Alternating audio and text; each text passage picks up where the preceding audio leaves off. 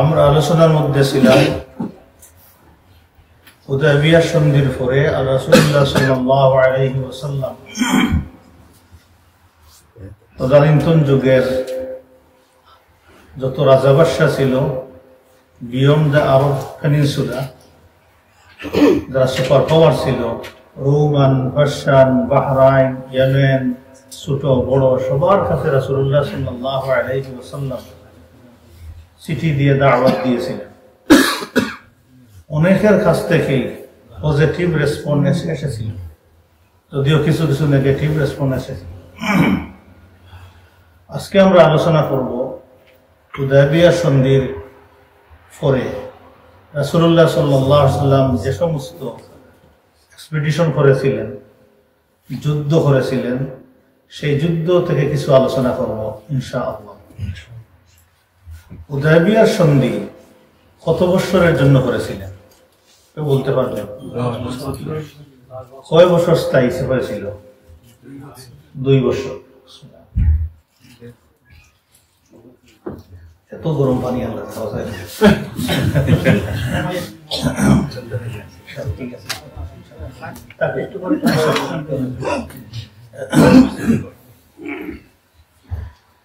রাসূলুল্লাহ সাল্লাল্লাহু আলাইহি ওয়াসাল্লাম হুদায়বিয়া সন্ধির পরে অনেক প্রেসার মনে করেছেন দূর হয়েছে, অনেক প্রেসার লাঘব হয়েছিল। কারণ আরবের মধ্যে ইসলামের বিরুদ্ধে যত দুশ্মন ছিল, সেই দুশ্মনগুলোর মধ্যে কুরাইশরা ছিল সবচেয়ে কঠোর, এবং তারা ইউনাইটেড ছিল এবং স্ট্রং পজিশনে ছিল। রাসূলুল্লাহ সাল্লাল্লাহু আলাইহি ওয়াসাল্লাম অন্যান্য ট্রাইবের সাথে যেভাবে ডিল করতেন সেইভাবে ডিল করেন নাই। আল্লাহ রাসূল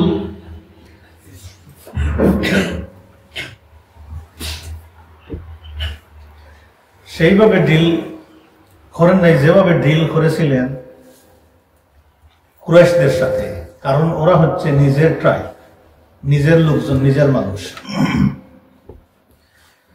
দেখি আমরা আলোচনা করে আজকে যে রাসূলুল্লাহ সাল্লাল্লাহু আলাইহি ওয়াসাল্লাম কোন যুদ্ধটা সর্বপ্রথম করেছিলেন হুদায়বিয়া সন্ধির পরে। গাজওয়াতু যিকাত, এটা কোনো প্ল্যান যুদ্ধ ছিল না, প্ল্যান ছাড়া যুদ্ধ হয়েছে। গাজওয়াতু যিকাত মনে রাখবেন।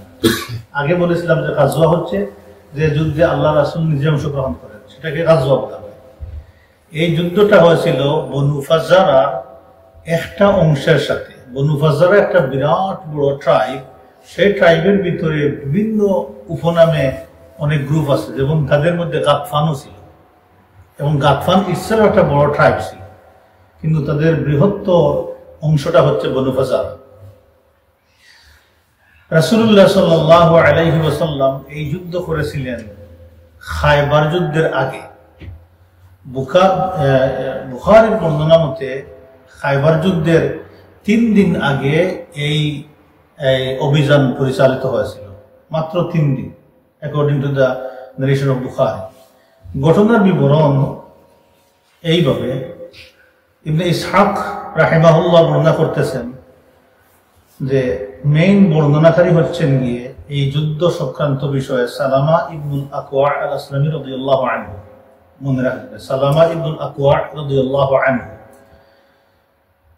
যুদ্ধের কারণ ছিল এই যে রাসূলুল্লাহ সাল্লাল্লাহু আলাইহি ওয়াসাল্লাম নিজের কিছু উট, সওয়ারির উট অথবা দুধাল উষ্ট্রিগুলো গাবাতে দিয়েছিলেন। গাবা একটা এরিয়ার নাম, চারণভূমি, সেখানে আল্লাহ রাসূল পাঠিয়েছিলেন, আর সাথে একজন রাখাল দিয়েছিলেন। বনু গিফারের এই লোকটার নাম বিভিন্ন ভাবে আসছে, কেউ নাম বলেন, কেউ নাম বলেন নাই, যে নওকর তার নাম ছিল, এবং তার সাথে তার স্ত্রীও ছিল।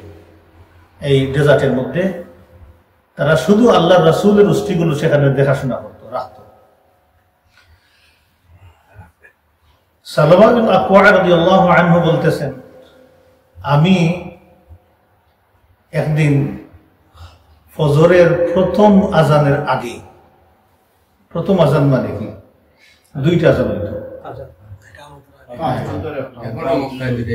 ও বলতো অন্তরা ফজরের আগের আজান। তো তিনি বলতেছেন আমি ওই সময় রাত্রি শেষের দিকে আমি বের হইলাম ফজরের আগে। আমার সাথে ছিলেন আবু তালহা রাদিয়াল্লাহু আনহুর একজন দাস আর আবু তালহার ঘোড়া আমার সাথে ছিল। আমরা ওই ঘোড়া ইউজ করে বের হয়েছিলাম। উনি বলছেন আমি কোন এক কাজে আমরা বের হলাম। আব্দুর রহমান ইবনে আউফ ওনার একজন দাসকে পাইলেন রাত্রিবেলা। তিনি বললেন যে আমাকে মেসেজ দিলেন যে গাতফানের লোকজন, তিনি এক্স্যাক্টলি বলতে পারেন নাই কারা, তিনি মনে করেছেন গাতফানের লোকজন হঠাৎ করে তারা আল্লাহ রাসূলের কুস্তিগুলির উপরে অ্যাটাক করেছে। মেইন হুতা ছিল উয়াইনা ইবনে হিসান আল ফাজারি। উয়াইনা ইবনে হিসান আল ফাজারি বিরাট এক দল লোক নিয়ে সে রাত্রিবেলা, রাত্রির এন্ডে শেষের দিকে আল্লাহ রাসূলের কুস্তির উপরে আক্রমণ করলো, অ্যাটাক করলো, হামলা চালাইল। তারা রাখালকে হত্যা করলো, উটগুলো নিয়ে যাইতে লাগলো, সাথে ওই মহিলাকে, ওই নিহত ব্যক্তির মহিলাকে, রাখালের মহিলাকেও তারা দূরে নিয়ে যাইতেছে। তিনি বলতেছেন ফাকুলতু, আমি বললাম রাবাহকে, ওই যে আবু তালহার দাস আমার সাথে ছিল তার নাম ছিল রাবাহ। আমি রাবাহকে বললাম তুমি উটটা ধরো এখন। তিনি উঠ থেকে নেমে গেলেন। তিনি বলছেন আমার সাথে যথেষ্ট পরিমাণ তীর এবং ধনুক ছিল, এগুলো নিয়ে আমি বের হয়েছিলাম। তিনি বলতেছেন যাও তুমি এই উটটা নিয়ে তুমি চলে যাও মদিনাতে, নিয়ে আবু তালহাকে তুমি গছিয়ে দিয়ে আসো। বুঝা যাচ্ছে বর্ণনার মধ্যে যে তিনি আবু তালহার কাছ থেকে এই উট নাই ঘোড়া, এই ঘোড়াটা তিনি নিয়েছিলেন। ওয়াকবার রাসূলুল্লাহ সাল্লাল্লাহু আলাইহি ওয়াসাল্লাম, আল্লাহ রাসূলকে গিয়ে তুমি সংবাদ দাও যে এই ঘটনা ঘটছে এখানে। তারপরে আমি দৌড়াইয়া একাই যে পাহাড়ের চূড়াতে গিয়ে উঠলাম, মদিনার দিকে মুখ করে আমি 3 বার চিৎকার দিলাম ইয়া সাবাহা ইয়া সাবাহা ইয়া সাবাহা। সকালবেলার বিপদ, এটা তাদের নর্মাল কালচার ছিল। যদি কোনো বিপদ সংবাদ তাদের মধ্যে প্রচার করতে হইতো তাহলে তারা এইভাবে শব্দ করত। তো তিনি বলতেছেন ইয়া সাবাহা বলে 3 বার যখন আমি চিৎকার দিলাম, আল্লাহ রাসূল শুনেছেন, সাহাবায়ে কেরামগণ শুনেছেন। তারপরে তিনি বলতেছেন যে সুম্মা খারাজতু আলা আসারিল কাউম, আমি দৌড়িয়া আসিয়া এদেরকে, এদের পথ চিহ্ন ধরে এদেরকে ধরার জন্য আমি দৌড়াইতে লাগলাম। একা রাত্রির এন্ডে একাই দৌড়াইতেছেন এদের পিছনে। শেষ পর্যন্ত বলছেন আমি এদেরকে পেয়ে গেলাম। ফাইয়া পিছন দিক থেকে তাদেরকে আমি তীর মারতে শুরু করলাম। আসারা সামনে দৌড়াইতে লাগলাম, পিছন দিক থেকে তীর মারতে আমি শুরু করলাম। আল্লাহ রাসূল এই সংবাদ পাওয়ার পরে আল্লাহ রাসূল সাবধান সাবধান শব্দগুলো জোর আল্লাহ রাসূল একটু জোরে জোরে বললেন যে ইমিডিয়েটলি আল্লাহ রাসূলের যে ঘোড়াসওয়ার একটা বাহিনী ছিল তাদের মধ্যে কয়েকজন, প্রথমত 8 জন দ্রুত গতিতে আল্লাহ রাসূলের কাছে ঘোড়া নিয়ে চলে আসলেন। প্রথম যে ব্যক্তি আসলেন তিনি হচ্ছেন মিকদাদ ইবনুল আসওয়াদ রাদিয়াল্লাহু আনহু, তারপরে উবাদ ইবনে বিশর, সাআদ ইবনে যায়েদ, উসাইদ ইবনে যাহির, আর সর্বশেষে এসেছিলেন উক্কাশ ইবনে মিহসান রাদিয়াল্লাহু আনহু। আসলেন আল্লাহ রাসূল তাদেরকে ইনস্ট্রাকশন দিয়ে বললেন তোমরা দ্রুত গতিতে যাও, আমি বাকি আমার সঙ্গী সাথীদেরকে নিয়ে আসতেছি, এসে তোমাদের সাথে আমি জয়েন হব। আল্লাহ রাসূল বলে দিলেন। সালামা ইবনুল আকওয়া রাদিয়াল্লাহু আনহু বলতেছেন আমি ওদেরকে তীর মারতে লাগলাম আর তারা সামনে দৌড়াইতে শুরু করলো। তিনি একাই ওদেরকে দাওয়া করতেছেন এবং তিনি বলতেছেন এদেরকে তীর মারতে লাগলাম। আমি কবিতার সঙ্গে বলতে লাগলাম আনা ইবনুল আকওয়া ওয়াল ইয়াউম ইয়ামুর রাদা। রাদা মানে হচ্ছে গিয়ে 2টা অর্থ। একটা অর্থ হচ্ছে গিয়ে ধ্বংস, যে আমি সালামা ইবনুল আকওয়া সন্তান, আজকের দিন হচ্ছে নিচু হীন মানুষের ধ্বংসের দিন। অথবা আজকে তোমাদের মায়ের যে দুধ খাইছো সেটা দুধ খাওয়ার দিন, মানে দুধ মুক্তে বের করে দিব। বিভিন্ন অর্থে তারিখে ব্যবহার করেন এই শব্দগুলো। তিনি বলছেন আমি তীর মারতে মারতে তাদের পিছনে দৌড়াইতে লাগলাম। এক পর্যায়ে গিয়ে তারা দুদিকে উঁচু পাহাড়, মাঝখান দিয়ে শুরু রাস্তা, সেখানে সেই রাস্তা যাইতে শুরু করলো। আমি দৌড়িয়ে গিয়ে পাহাড়ের উপরে উঠে তাদেরকে পাথর মারতে শুরু করলাম। সুবহানাল্লাহ, সাহস দেখছেন, পাথর মারতে দৌড়ে শুরু করলাম। তাদের একজন বলল এই ব্যক্তিকে আমাদের পিছু ছাড়বে না। এই কথা বলার পরে তাদের কিছু লোক আসতে লাগলো আমার দিকে। যখন দেখতাম তারা আমার দিকে আসতেছে, আমি দৌড়িয়া গিয়া হয় গাছের পিছনে অত ফাতরের পিছনে কোথাও গিয়ে বসে যেতাম, তারা আমাকে দেখতো না। তারা আবার যখন রওনা দিত আমি পিছন দিতে আবার তাদেরকে তীর মারতাম। এই জন্য একাই আমি তাদেরকে অস্থিরতার মধ্যে ফেলে দিয়েছিলাম। মানে হচ্ছিল যে তারা একাই আটকা পড়ে যাচ্ছে, কারণ ভিতরে ভয়, আল্লাহ তাআলা ভয় ঢুকিয়ে দিয়েছেন তাদের অন্তরে। তিনি বলছেন এক পর্যায়ে আল্লাহর ইচ্ছায় আল্লাহ রসুলের সমস্ত উট আমার ক্যাপচারে চলে আসছে। এগুলো ফেলে দিয়ে দৌড়াইতে শুরু করেছে, উটগুলো ফেলে দিয়ে দৌড়াইতে শুরু করেছে। ইভেন তাদের কাছে অনেক সম্পদ ছিল, হয়তো কোনো বাণিজ্যিক কারণে বা কোথা থেকে তারা আসতেছিল, অনেক গনিমত তাদের সাথে ছিল। শেষ পর্যন্ত তারা 30টা দামি দামি চাদর এবং 30টা বর্ষা ফেলে দিয়ে একটু হালকা করে দৌড়াইতে শুরু করলো। এগুলো আমি দৌড়িয়ে গিয়ে জমাই এক জায়গাতে রাখিয়া এই জায়গা যাতে লস না করি সেজন্য আমি চতুর্দিক থেকে কিছু পাথর কালেকশন করে উঁচু করে রেখে দিলাম, যাতে এগুলো পরবর্তীতে আমরা কালেকশন করতে পারি।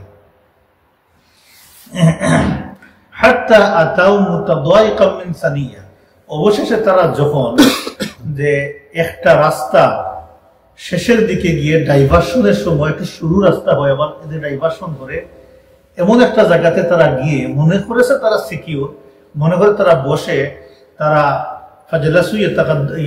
তারা খাইতে শুরু করলো। তারা খাবার দাবার এর ব্যবস্থা করলো, সেখানে খাইতে শুরু করলো। ও জেলাস্ত আলা রাসি, আমি করলাম তাদের মাথার উপরে বসে থাকলাম। মাথার উপর মানে হচ্ছে পাহাড়ের চুড়িতে আমি সেখানে গিয়ে বসলাম। ওরা আমাকে দেখলো, আমি তাদেরকে দেখলাম, একদম কাছাকাছি গিয়ে আমি বসলাম। তারপরে এই তাদের কাছ থেকে 60 জন লোক আমার দিকে আসতে শুরু করলো আমাকে অ্যাটাক করার জন্য। আমি তাদেরকে বললাম, হাল তা'রিফুনানি, তোমরা কি আমাকে চিনো? আনা সালামা ইবনুল আকওয়া, আমি হচ্ছে সালামা ইবনুল আকওয়া। আমি যদি তোমাদের পিছনে দাওয়া করি, তোমাদের একজনকে ধরবো এবং জল করবো, তবে তোমরা যদি চাও আমাকে ধরতে, তাহলে কিছুই করতে তোমরা পারবা না। আমি সালামা ইবনুল আকওয়া। সাহাবায়ে কেরামগণ বলতেন তিনি এত ক্ষিপ্র ছিলেন যে গুড়ার মতো, ডেজার্টের মধ্যে এইভাবে তিনি দৌড়াইতে পারতেন, দৌড়া ওনাকে সম্ভব ছিল না। আর তীরন্দাজও ছিলেন এবং গুড়াসহ ছিলেন, মানে দুই দিক থেকে যোগ্যতা আল্লাহ তাআলা ওনাকে দিয়েছিলেন। তো তিনি বলছেন তোমরা আমার কিছুই করতে পারবে না। যখন তিনি এই দাঁড়িয়ে দিয়েছেন ফারাজাউ, তারা ফিরে গেল। ফামা বারিহতু মাকানি, তিনি বলছেন আমি আমার জায়গাতেই বসে থাকলাম। এদের অবজারভেশনে ইন দ্য মেইন টাইম তো সংবাদ চলে গেছে মদিনাতে, কোন সাপোর্ট আসবে মদিনা থেকে। হাত্তা রাআইতু ফাওয়ারিস রাসূলুল্লাহ সাল্লাল্লাহু আলাইহি ওয়াসাল্লাম ইয়াতাখাল্লালুনা বিশজার। অবশেষে আমি দেখতে পাইলাম অনেক গাছ ছিল, জুফড়া ছিল, সেই গাছগুলোর ফাঁক দিয়ে দেখলাম আল্লাহর রাসূলের এই অশ্বারোহী বাহিনীর কিছু লোক আসতেছে। এদিক থেকে আমি দেখলাম আসতেছে, কিন্তু ওরা আমাকে দেখেন নাই, এই লোকদেরকে দেখেছেন। কিন্তু ওরাও জানেন না যে এই লোকজনই ডাকাত, এরাই যে অ্যাটাক করেছে জানেন না। ওরা খুব দ্রুত গতিতে আসছে, খুব ফোর্সে আসছে। তিনি দেখলেন প্রথম সারিতেই ছিলেন আখরাম রাদিয়াল্লাহু আনহু, তার বিভিন্ন নাম আছে, এই নামে বেশি পরিচিত তিনি আখরাম রাদিয়াল্লাহু আনহু, উনি। তারপরে তিনি দেখলেন যে আবু কাতাদা রাদিয়াল্লাহু আনহু, 3 নম্বরে দেখলেন মিকদাদ ইবনুল আসওয়াদ রাদিয়াল্লাহু আনহু। আর কাউকে দেখেন নাই, হয়তো ভিন্ন রাস্তা দিয়ে ওরা গেছেন। বাকি সাহাবীরা 3 জনকে দেখেছেন। তিনি বলছেন হঠাৎ করে আমি দেখলাম ওরা আসি এদের সাথে বাকবিদণ্ডায় লিপ্ত হয়ে গেলেন। আখরাম রাদিয়াল্লাহু আনহু তার এনিমি, একজন এনিমির নাম এখানে নিয়ে আসেন আব্দুর রহমান, আবার মতান্তরে আবার আছে হারিস ইবনে রিবঈ, দুশমন এনিমি। তার সাথে তিনি যুদ্ধে লিপ্ত হয়ে গেলেন এবং তিনি গিয়ে তার গুড়ার পাটা কেটে দিলেন। আখরাম রাদিয়াল্লাহু পা কেটে দিলেন। এতে করে ওই এনিমিটা গুসা করে রাগ করে আখরাম রাদিয়াল্লাহু আনহুকে বর্ষা দিয়ে হত্যা করে দিয়েছে। একজন সাহাবী শহীদ হয়ে গেছে। এই ঘটনা দেখার সাথে সাথে যে কাতাদা রাদিয়াল্লাহু আনহু কাম করছেন, কাম করে তিনি তার কাছে আসিয়া তাকে আর মানে নড়াচড়ার সুযোগ দেওয়ার আগেই তিনি বর্ষা দিয়ে তাকে শেষ করে দিয়েছেন। এই হারিস ইবনে রিবঈকে হত্যা করে দিয়েছেন, শেষ করে দিয়েছেন। এখন ওরা দৌড়াইতেছে। তিনি করছেন কি, আবু কাতাদা রাদিয়াল্লাহু আনহু নিজের গায়ের চাদর দিয়ে ওকে ডাকিয়া ওই জায়গাতে ডাকিয়া রাখিয়া এবং পিছনে দাওয়া করতেছেন ওদেরকে। সাহাবা কিরামদের সাহস, সুবহানাল্লাহ। এই সাহাবীর যে আখরাম রাদিয়াল্লাহু আনহুর গুড়া আর কেউ কোথায় গেছে কেউ আর লক্ষ্য করেন নাই, কিন্তু গুড়া সেখান থেকে বনি আব্দুল আশহালের বাগানে গিয়ে ঠিকছে, আটকেছে, সেখানে দৌড়িয়ে সেখানে চলে গেছে।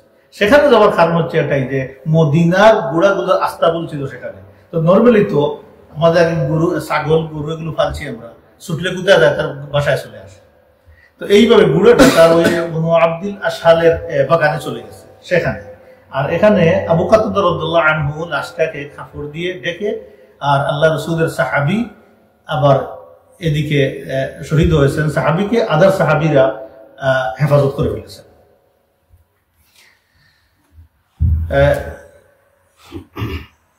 সালামা ইবনুল আকওয়া রাদিয়াল্লাহু আনহু বলতেছেন যে ওয়াল্লাল কাউম মুদবিরিন, এখন তারা আর পিছন দিকে যে ফিরে আমাদের দিকে কথা বলবে চাইবে এই সাহস তাদের নাই।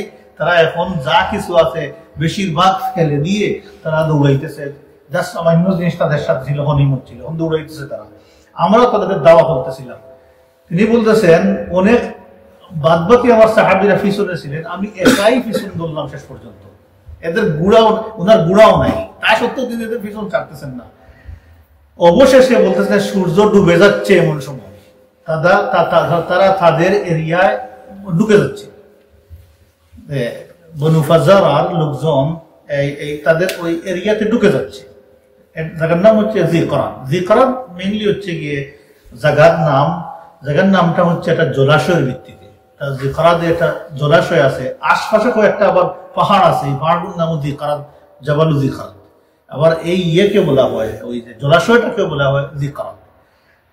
এখন চিন্তা করেন, একজন সাহাবী, কোনো খাবার দাবার নাই, ডুব থেকে ডাস্ক পর্যন্ত তিনি অপারেশনে আছেন, দৌড়াইতেছেন এবং একাই অনেক কিছু উদ্ধার করে ফেলেছেন। সূর্য ডুবতেছে, তিনি বলতেছেন তারা খুব তৃষ্ণার্ত ছিল, সেখানে গিয়ে পানি খাওয়ার জন্য সেখানে গেছে জলাশয়ের কাছে। আমি এমন ভাবে তীর মারলাম, তারা পানি খাওয়া বাদ দিয়ে দৌড়াইতে শুরু করলো। আমি তাদেরকে পানি খাইতে দিই নাই, আটকাই দিয়েছেন এখানে।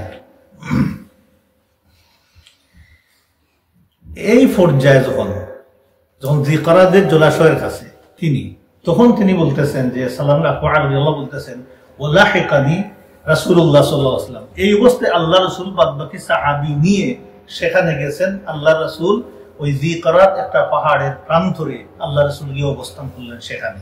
আমি আল্লাহ রাসূলের সাথে আসিয়া মিট করলাম। আমি বললাম ইয়া রাসূলুল্লাহ আন্নাল কাউম উতাশ, এরা তো খুব পিপাসার্ত, কিন্তু পানি খাইতে দেয়নি। ইয়া রাসূলুল্লাহ, ইয়া রাসূলুল্লাহ, আমাকে 100 জন লোক দেন। আমাকে যদি 100 জন লোক দেন তাহলে এদের সব যা কিছু আছে সব নিয়ে আসবো, উট যা আছে তাদের সাথে, তারপরে তাদের সাথে যে সম্পদ আছে সব নিয়ে আসবো, সাথে সাথে কল্যাণগুলি কাটিয়ে নিয়ে আসবো। ইয়া রাসূলুল্লাহ, আমাকে 100 জন লোক আপনি দেন। রাসূলুল্লাহ সাল্লাল্লাহু আলাইহি সাল্লাম বললেন, ও সালামা ইবনে আকওয়া, একটু শান্ত হও, তুমি তো এদেরকে কবজায় ফেলে দিয়েছো, কবজা করে ফেলছো, তাদের আর কিছু নাই, এখন যা করবার করে ফেলছো, তুমি একটু সহনশীল, তুমি থামো। উনার যে উৎসাহ উদ্দীপনা, আল্লাহ রাসূল উনি অনেক কিছু করে ফেলছেন, আল্লাহ ঠান্ডা করলেন, তুমি এখন একটু কাম ডাউন হও, একটু রেস্ট নেও। আল্লাহ রাসূল বললেন যে আল আন, এখন তারা গাতফানের ভিতরে চলে গেছে, আর গাতফানিরা খাবারের আয়োজন করছে, সেখানে গিয়ে তারা খাইতেছে, তারা আপ্যায়নের মধ্যে আছে গাতফানের ভিতরে। রাসূলুল্লাহ সাল্লাল্লাহু আলাইহি ওয়াসাল্লাম ফারদার আর এরিয়াকে রেড করেন নাই, আক্রমণ করেন নাই। এদের ওখানে অনেক সম্পদ ছিল, যে কারাদের ওখানে ওই যে উট, গুড়া, ছাগল ছিল, এগুলো সব ক্যাপচার করে ফেলছে সাহাবায়ে কেরামগণ। আর ওরা ওদিকে আসেও নাই। রাসূলুল্লাহ সাল্লাল্লাহু আলাইহি ওয়াসাল্লাম সেখানে ছিলেন, একদিন এক রাত অবস্থান করেছেন আল্লাহ রাসূল, এবং যে গনিমতগুলো অর্জন করেছেন রাসূলুল্লাহ সাল্লাল্লাহু আলাইহি ওয়াসাল্লাম সেই গনিমত সেখানে বন্টন করে দিয়েছেন। 100 জন সাহাবীকে আল্লাহ রাসূল মানে কোন ফিক্স নাম্বারে উট দেন নাই, বলা হয়েছে কাসীরুল জাজুর, অনেক উট দিয়েছেন। 100 জন ভাগ করে অনেক উট দিয়েছেন, এইগুলো তোমরা 100 জন নিয়ে যাও, এইগুলো তোমরা 100 জন নিয়ে যাও। প্রচুর পরিমাণ উট আল্লাহ রাসূল দিয়েছেন সাহাবা কেরামদেরকে। এবং আল্লাহ রাসূল বলেছেন খায়রু ফারসানিনাল ইয়াউম আবু কাতাদা, আজকে উত্তম ঘোড়াসওয়ার হচ্ছেন গিয়ে আবু কাতাদা রাদিয়াল্লাহু আনহু। ও খায়রু রিজালাতিনা আবু সালামা ইবনুল আকওয়া, আর উত্তম পদাধিক হচ্ছেন আজকে আবু সালামা ইবনুল আকওয়া রাদিয়াল্লাহু আনহু। আল্লাহ এই গ্রেড দিলেন উনাকে। তিনি বলতেছেন ওয়া আতানি সাহমাইন, তারপরে আল্লাহ রাসূল আমাকে দুইটা অংশ দিলেন।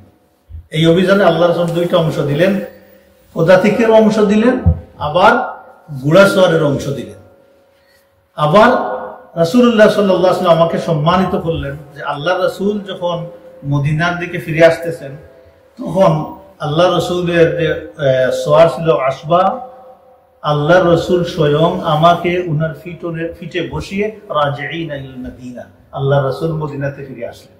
সুবহানাল্লাহ ওয়া বিহামদিহি, মর্যাদা পেয়েছেন অনেক আল্লাহ রসুলের কাছ থেকে। এই অভিযানে আল্লাহ রসুল যখন বের হন তখন আব্দুল্লাহ ইবনে উম্মে মাকতুম রাদিয়াল্লাহু আনহুকে মদিনার দায়িত্ব দিয়েছিলেন নামাজ পড়ানোর জন্য, বাকি দায়িত্ব দেখার জন্য। আর মিকদাদ ইবনে আমর রাদিয়াল্লাহু আনহুকে পতাকা দিয়েছিলেন সেই দিন। এখন ইবনে ইসহাক বলতেছেন এটা বিচ্ছিন্ন ঘটনা যে গিফার গোত্রের একজন মহিলা এই সবগুলো অনেক করছিল আল্লাহ রাসূলের এক সময়। ইভেন একটা কোরবানির সিজনে আল্লাহ রাসূল 100টা উট জবাই করেছিলেন। সুবহানাল্লাহ, এগুলো সব আল্লাহ গনিমত হিসাবে দিয়েছেন। আল্লাহ রাসূল অনেক দৌলত ছিল এক পর্যায়ে মদিনাতে। সো এই উটের মধ্যে থেকে একটা উষ্টি আল্লাহ রাসূলের বনু গিফার গোত্রের একজন মহিলা, উনি এইটা আরোহণ করে মদিনাতে আসছেন আল্লাহ রাসূলের কাছে। আসে বলছেন ইয়া রাসূলুল্লাহ, উনি তো বিপদ দেখতেছেন। অনেক সাহাবিয়াও এই বিপদের সময় আগিয়ে যাইতেন সাহায্য সহযোগিতার জন্য। তো তিনিও সামহাও সেখানে গিয়েছিলেন, গিয়ে বিচ্ছিন্ন উট পাইছেন, আল্লাহ রাসূলের উষ্টি পাইছেন। সেটাকে তিনি আরোহণ করে আল্লাহ রাসূলের কাছে এসে বললেন ইয়া রাসূলুল্লাহ, আমি মানত করেছি যদি আল্লাহ পাক আমাকে নিরাপদে মদিনায় নিয়ে আসেন তাহলে আমি এই উষ্টিটাকে জবাই করব, এই আমি মানত করেছি ইয়া রাসূলুল্লাহ। আল্লাহ রাসূল মহিলার কথা শুনে হাসলেন। আল্লাহ রাসূল বললেন তুমি এই উটনিকে একটা নিকৃষ্ট প্রতিদান দিলে, যে উষ্টি মাধ্যমে আল্লাহ তোমাকে রক্ষা করেছেন, হেফাজতে নিয়ে এসেছেন, সেই উষ্টিটাকে তুমি এখন জবাই করে ফেলবা, এই নিয়ত মানত করে ফেললা। এটা খুবই একটা নিকৃষ্ট প্রতিদানটা দিলে এই উষ্টিটাকে। আল্লাহ রাসূল বললেন শুনে রাখো, আল্লাহর নাফরমানিতে কোনো মানত নাই। লা নাযারা ফি মা'সিয়াতিল্লাহ, মনে রাখো মাসালা, আল্লাহর নাফরমানিতে কোনো মানত নাই। 2 নম্বর আল্লাহ রাসূল বললেন যেটা তোমার মালিকানায় নাই সেটার জন্য কোনো মানত নাই। 2টা। তো 1 নম্বরে যাই আমরা, যেটা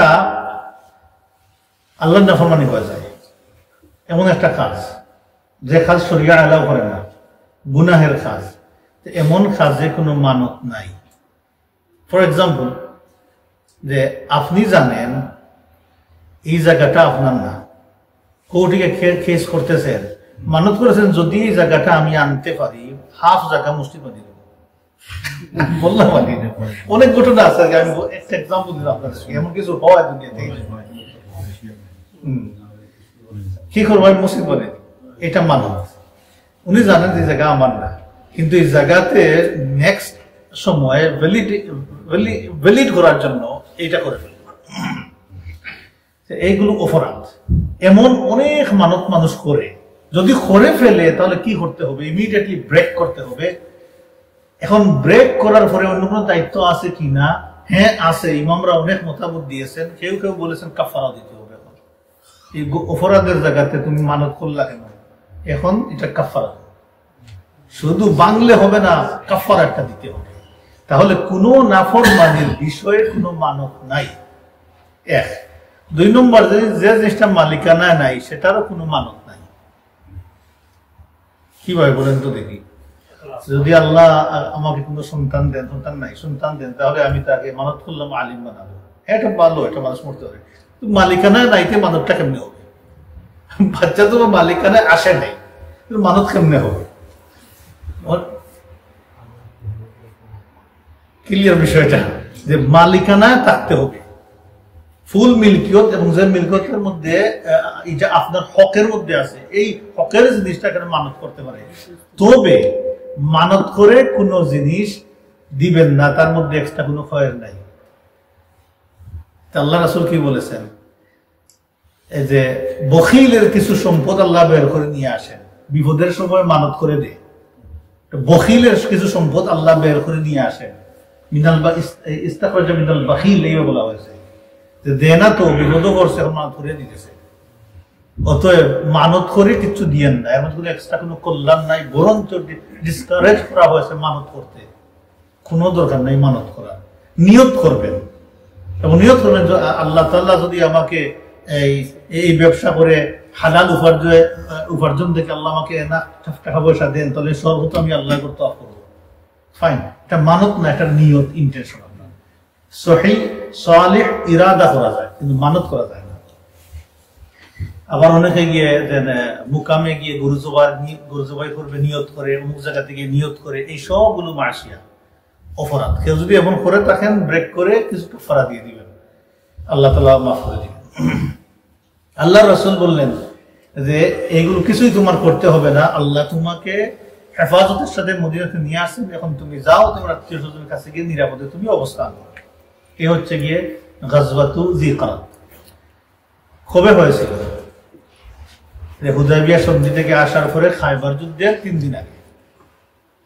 এখন আমরা দেখি খায়বার যুদ্ধের দিকে যাই, কিছু ইনিশিয়াল আলোচনা করবো, আজকে মেইন আলোচনার দিকে আমরা যাব না ইনশাআল্লাহ। প্রথম ব্রিফিংটা গাজওয়াতু খায়বার ওয়াদি আল কুরা, এটা হয়েছিল 7ম হিজরি মুহররম মাসে।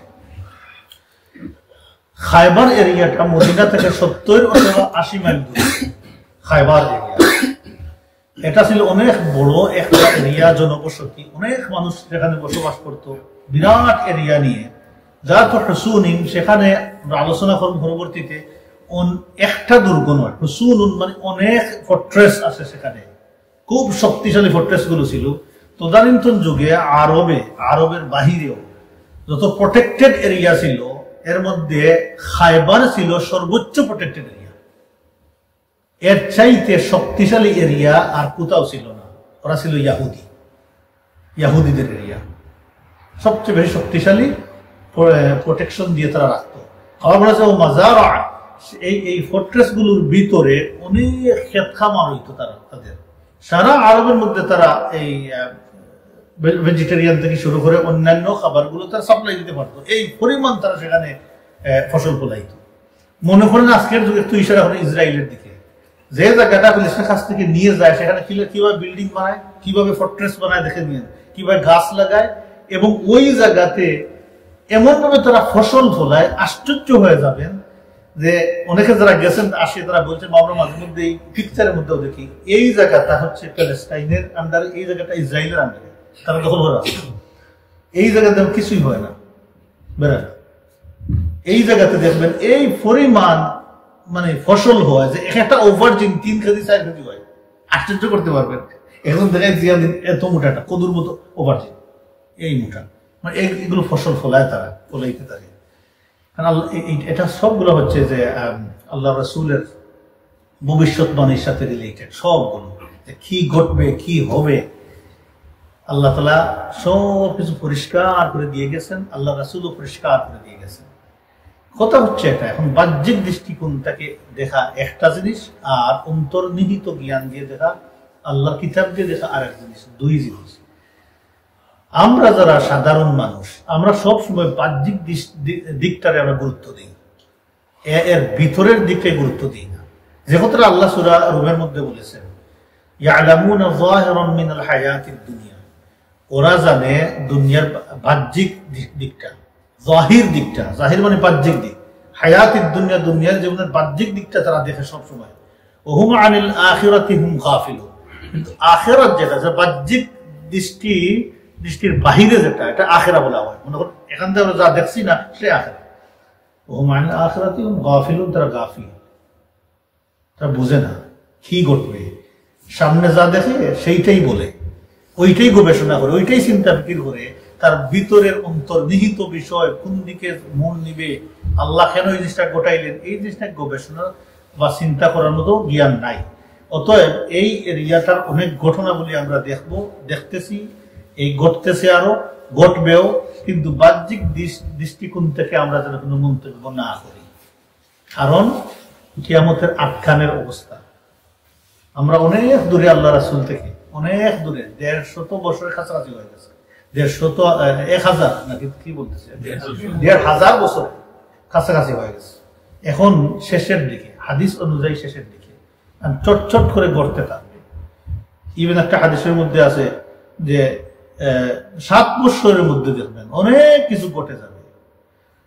দাজ্জাল, ইমাম মেহদি, দাজ্জাল, ঈসা আলাইহিস সালাম, অনেক কিছু ঘটে যাবে। গোটা শুরু হওয়ার পরে যেভাবে তসবির দানা খেটে দিলে চটচট করে পড়তে যাবে, গোটার সময় চটচট করে ঘটে যাবে।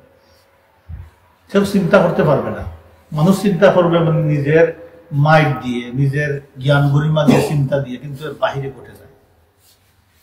আমরা দুইটি দুনিয়াতে দেখতেছি।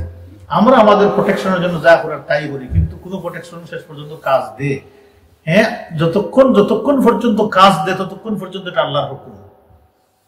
আমরা মনে করি এটা আমার দ্বারা হচ্ছে, আমার দ্বারা নাই। আল্লাহ বলছে তুমি এটা করো, তুমি ঔষধটা খাও রে বান্দা, তা দাও ইয়া ইবাদাল্লাহ, আমি বাদ বাকি কাজটা করবো। আল্লাহ রাসূল বলছেন ঔষধ খাই, এই জন্য আমরা ডাক্তারের কাছে যাই, আমরা ঔষধ নেই। হাদা সুন্নাতুন। সাহাবা কিরামদের এইভাবে বড় বড় এই ঔষধের ফ্যাকাল্টি গুলো, ইয়েগুলো, মানে স্টাডি করা ফ্যাকাল্টিও ছিল না, ঔষধের বড় ম্যানুফ্যাকচারিংও ছিল না। তারা কি করতেন, গাছে একটা পাতা খাইতেন, বিসমিল্লাহির রহমানির রহিম, নিয়ত করতেন আল্লাহ এই রোগের ঔষধ এটা আমার, আল্লাহ তাআলা শিফা দিয়ে দিতেন। যাই হোক, এই এরিয়াটা তারা, খায়বারের এই এরিয়াটা তারা কন্ট্রোল করতো এইভাবে প্রোটেকশন দিয়ে। আচ্ছা, মুফাসসিরিন কিরামগণ বলতেছেন only the things is favour ছিল না, এই জায়গার ওয়েদারটা আসলে অনেক আরবদের জন্য ফেভার হইতো না, কিন্তু সামহাও তাদের জন্য ফেভার হইতো। কেউ ওখানে গেলে হঠাৎ অসুস্থ হইত, এই এরিয়াতে ওয়েদারটা ফেভার ছিল না। এই সবাবুল গাজওয়া, এখন কেন এই যুদ্ধটা করতে হইল, এর উপর কিছু আলোচনা করে শেষ করে দিব ইনশাআল্লাহ। আরবের মধ্যে আমি আগে সূচনাতে বলেছি, আরবের মধ্যে ইসলামের সবচেয়ে বড় বড় দুশমনদের মধ্যে সবচেয়ে বড় কে ছিল? কুরাইশ ছিল।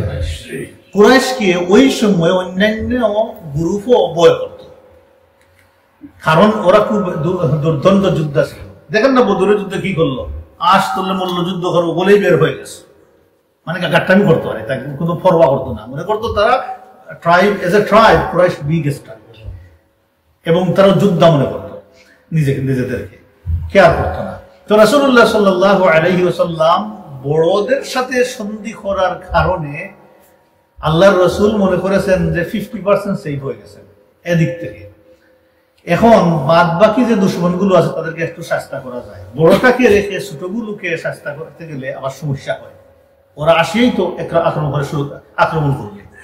রাসূলুল্লাহ সাল্লাল্লাহু আলাইহি ওয়াসাল্লাম তখন বাছাই করলেন দুইটা বড় দুশমন। 1 নম্বর হচ্ছে ইহুদিরা, 2 নম্বর হচ্ছে নজদের কিছু কবিলা ছিল, ভেরি স্ট্রিক্ট, ওরা মুশরিক ছিল, ইসলামের ভয়ঙ্কর দুশমন ছিল, কিছু নজদের কিছু ট্রাইব। আল্লাহ চিন্তা করলেন এদেরকে একটু শাস্তা করে দিই, এবং এদের মধ্যে এই যে খায়বার ছিল তাদের আসল হেডকোয়ার্টার। রাসূলুল্লাহ সাল্লাল্লাহু আলাইহি ওয়াসাল্লাম চিন্তা করলেন এখন এই ব্যাপারটা সমাধান করে দিই, একটাকে ধরা জরুর হয়ে গেছে। এর কারণ হচ্ছে যে আল্লাহ রাসূল চিন্তা করতেছেন যখনই আমি আমার সাহাবীরা ইসলাম প্রচারের কাজে আমরা নিয়োজিত হই, তখন ব্যাকস্টাপ করে, পিছন দিক থেকে অনেক ক্ষতি করার চেষ্টা করে এই খায়বারের লোকজন। কারণ আসলে খায়বারের লোকজন ইটসেলফ করে না, খায়বার ফ্যাসিলিটেট করে এই কাজের জন্য, এটাই হচ্ছে কথা। আজকাল দেখেন না, মনে করেন ইউক্রেন যুদ্ধ শুরু হয়েছে, ইউক্রেনিয়ানরা কি রাশিয়ার বিরুদ্ধে যুদ্ধ করতে পারতো? এতদিন পারতো না। কোন শক্তিতে করে? ইউরোপের শক্তিতে করে। ওরা অস্ত্র দে, ফাইটার দে, এমিউনিশন দে, খাবার দে, সব দে।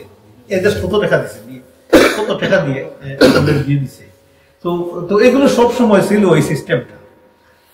খায়বার ছিল এই আল্লাহ সেই জন্য চিন্তা করলেন যে এটাকে দমাই দিলে আমরা তাবলীগ রিসালাতুল্লাহি ওয়া দা'ওয়া ইলাইহি, যে আল্লাহ রাসূলের যে তাবলীগ মিশন ছিল সেটাকে দূর দূরান্তে পৌঁছাইতে আরো সহজ হবে, নিশ্চিন্তে পৌঁছাই দিতে পারবেন, হাত্তা ইউতিম্মাল আমন ওয়াস সালাম, যে কমপ্লিটলি শান্তি পিস প্রতিষ্ঠিত হবে এই অ্যাটলিস্ট মদিনার ভিতরে।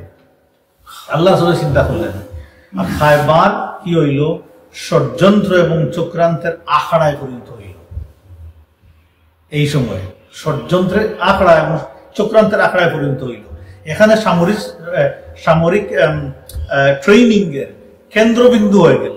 একবার নাজ থেকে আসতো, কুরাইশ থেকে আসতো, বিবি কাতফান থেকে যাইতো, বনু ফাজারা থেকে যাইতো, হুজাইল থেকে যাইতো, এই মুশরিকরা সেখানে যাইতো। ওরা তাদের টাকা পয়সা দম দৌলত খরচ করতো, ট্রেনিং দিত এবং বিভিন্নভাবে মুসলমানদের ক্ষতি করার জন্য কিছু মানুষ রাখতো, মুসলমানদের এই চরিত্র ক্যারেক্টার ইয়ে করার জন্য, নষ্ট করার জন্য কিছু মানুষ রাখতো। কিছু মানুষ রাখতো শুধু মিস ইনফরমেশন প্রচার করার জন্য। কিছু মানুষকে ট্রেনিং দিয়ে আতাতাই করে ছাড়তো যারা, যাতে তারা গুপ্তভাবে গিয়ে হত্যা করতে পারে। বিভিন্ন সেকশন করে তারা এই ট্রেনিং দিত সেখানে। এবং খন্দকের যুদ্ধে তারা অনেক সাহায্য সহযোগিতা করেছে এই খায়বারের লোকজন। বনু কুরাইজা যাতে বিশ্বাসঘাতকতা করেছে তার মূল কারণ ছিল খায়বারের ইহুদিরা। বলছে তোমরা যাও মোহাম্মদের বিরুদ্ধে যুদ্ধ করো, আমরা আছি, কিন্তু খায়বাররা আসে না।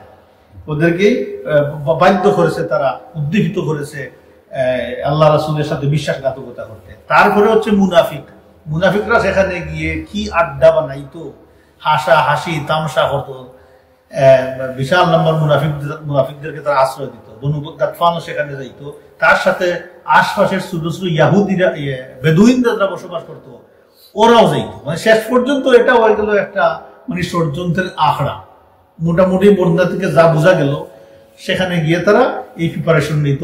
আর তাদের একটাই উদ্দেশ্য ছিল মুসলমানদেরকে নানাভাবে বিরক্ত করা, মুসলমানদেরকে নির্যাতন করা, গালিগালাজ করা, মুসলমান পাইলে তাদের সবকিছু নিয়ে যাওয়া, ডাকাতি থেকে শুরু সবকিছু করতো। এবং তারা মনে করতো খায়বার তারা কোনোদিন আসে অ্যাটাক করার চিন্তা করবে না, মোহাম্মদের উদার সাথীরা সাল্লাল্লাহু আলাইহি ওয়াসাল্লাম কোনোদিন চিন্তা করবে না খায়বারে অ্যাটাক করার জন্য।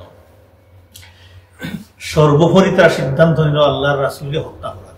ইনফরমেশন আল্লাহ রাসূল পেয়ে গেলেন, তারা একটা টিম বানাইছে ট্রেনিং দিয়ে কিভাবে গিয়ে আল্লাহ রাসূলকে হত্যা করতে হবে, যে অপারেশন টিম। যেমন আজকালকের যুগে মানে না, উসামা বিন লাদেন এই পাকিস্তানের এই গড়ের মধ্যে ছিলেন, তারা খবর পাইল কেমনে, রাত্রিবেলায় তারা অপারেশন সামনে করলো, এইভাবে করে আনোয়ার আওলা থেকে তারা ইয়েমেনে সামনে মারলো। একজন মানুষ তারা জোগাড় করেছে ইয়ে থেকে, বললেন দেশটার নাম কি না, ইউরোপের ড্রোন দিয়ে মারছে। জি, ড্রোন দিয়ে মারছে তো ডেনিশ গাড়িটা ছিল ডেনিশ। সে সেখানে গেছে, মুসলমান হয়েছে, ও খাসি মুসলমান হয়ে বসবাস করেছে সেখানে। তারপরে সে 9 বছর যুদ্ধ করেছে। যেদিন ডিভাইসটা উনি জুম্মার যাইতেছে, ডিভাইসটা গাড়ির মধ্যে ফেটে দিয়েছে, জব ডান হয়েছে, আর সে ওই দিনই সেখান থেকে বের হয়ে সে সব খুলে ফেলে ঠাটু টুটু লাগিয়ে চলে আসছে। এগুলো তারা স্পেশাল টিম তারা করে। আজকালকার যুগে বিভিন্ন করে, বিভিন্ন মিডিয়াগুলো এগুলো করে। আল জাজিরা টিম আছে, ইনভেস্টিগেটিভ টিম, দেখেন না, বিবিসির আছে, সিএনএন আছে। এগুলোকে তারা কিভাবে এগুলো করতে হয় টিম বানিয়ে কাজগুলো করে।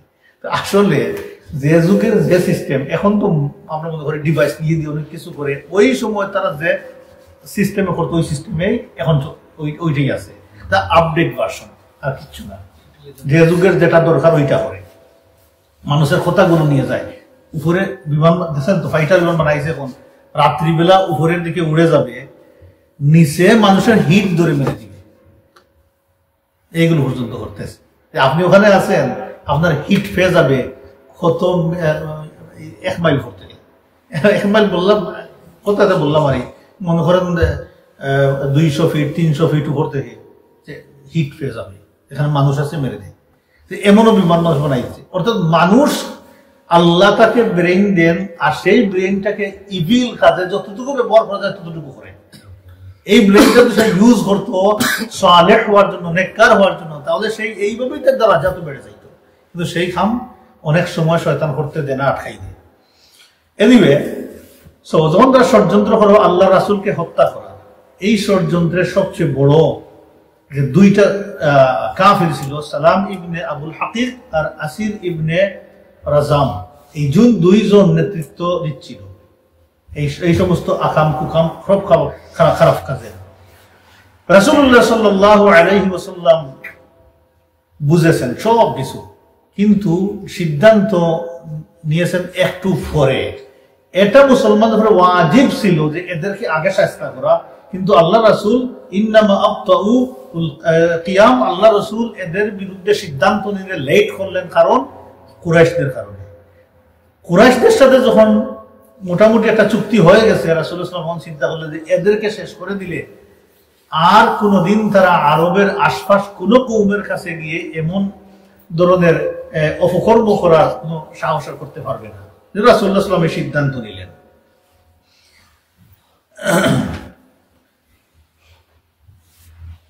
রাসূলুল্লাহ সাল্লাল্লাহু আলাইহি ওয়াসাল্লাম এই কাজ করলেন খুব বিচক্ষণতার সাথে, কারণ কুরাইশদেরকে বাদ দিয়ে কোনো চুক্তি অথবা তাদের সাথে কোনো বোঝাপড়া না করে ইহুদিদের সাথে ফাইনাল বোঝাপড়া যাওয়াটা আল্লাহ রাসূলের জন্য এটা ঠিক ছিল না। এখানে আমরা লেসন দেখি যে আমাদের বর্তমান অবস্থায় যে বড় কোনো শক্তি যদি থাকে তার সাথে ডিল করা এবং নিজের অবস্থানকে ফাঁকাভুক্ত করা দুই জিনিস। তো রাসূলুল্লাহ সাল্লাল্লাহু আলাইহি ওয়াসাল্লাম প্রথমে মদিনাতে আসিয়া মদিনাকে ফাঁকাভুক্ত করলেন, কিন্তু 100% করতে পারেন নাই। ইন দ্য মিন টাইম একটা ডিল করেছেন কুরাইশদের সাথে, তারপরে আল্লাহ রাসূল বাকিদের সাথে করতেছেন। এটা হচ্ছে একটা প্রসেস। আল্লাহ তাআলা বলেছেন একসাথে তুমি সবার সাথে যুদ্ধ করতে যাইও না। যদি তারা কোনো ট্রাইব যদি চায় তোমাদের সাথে সন্ধি করতে, ফাজনাহ লাহা, তুমিও তোমারও বাহু স্প্রেড করো এই সন্ধির জন্য, সন্ধিটা করে নেও, একসাথে তুমি ডিল করতে পারবে না। এখানে থাক যে আমরা দেখি এখন মোটামুটি ব্যাকগ্রাউন্ড আমরা বুঝতে পেরেছি। এখন থেকে শুরু হবে যে রাসূলুল্লাহ সাল্লাল্লাহু আলাইহি ওয়াসাল্লাম খুরুজু ইলাল খায়বার, আল্লাহ রাসূল যে বের হয়ে গেলেন খায়বারের দিকে, অনেক লম্বা ঘটনা এবং অনেক ফোর্ট্রেস সেখানে ছিল, কিভাবে যুদ্ধ করলেন, ভেরি ইম্পর্টেন্ট লেসন আমাদের জন্য আছে সেখানে। এবং এই অভিযানে দেখবেন আল্লাহ রাসূলকে বিষ খাওয়াইছে, এই অভিযানে অনেক ঘটনা আছে, মহিলাদের বিষ খাওয়াইছে, অনেক কিছু আছে, আমরা জানবো পরবর্তী আলোচনাতে ইনশাআল্লাহ। আল্লাহ তাআলা যেন আমাদেরকে আল্লাহ রাসূলের সিরা বুঝে তারপরে আমল করতে তৌফিক দান করুন। সুবহানাল্লাহি ওয়া বিহামদিহি, আশহাদু আল্লা ইলাহা ইল্লা আনতা, আস্তাগফিরুকা।